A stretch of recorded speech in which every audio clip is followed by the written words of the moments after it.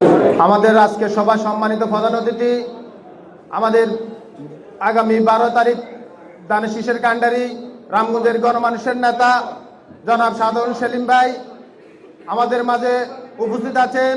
রামগঞ্জ উপজেলা বিএনপির সংগ্রামী সভাপতি জনাব মোজাম্মেল হক মজু ভাই সহ আমার যুব দলের এবং উপজেলা এবং পৌর বিএনপির নেতৃবৃন্দ সবাইকে রামগঞ্জ পৌর যুব দলের পক্ষ থেকে সংগ্রামী সালাম শুভেচ্ছা অভিনন্দন। প্রিয় নেতৃবৃন্দ, আমাদেরকে একটি কথা মাথায় রেখে আমাদেরকে কাজ করতে হবে।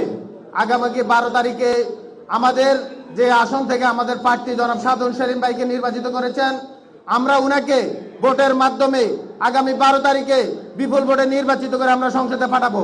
সংসদে পাঠাতে পারলে আমাদের দেশ নায়ক তারেক রহমান প্রধানমন্ত্রী হতে পারবেন। আপনারা এখন মনে করেন স্বাধীনভাবে চলাফেরা করতে পারতেছেন না, আমার দৃষ্টিতে না। কারণ আমাদের বিভিন্ন জায়গাতে আমাদের যুব দল, ছাত্র দল, বিভিন্ন নেতাকে বাস করতে চাই। আগামী 12 তারিখে এক একজন সাধারণ সেলিম ভাইয়ের মতো হতে হবে, এক একজন তারেক রহমানের মতো হতে হবে।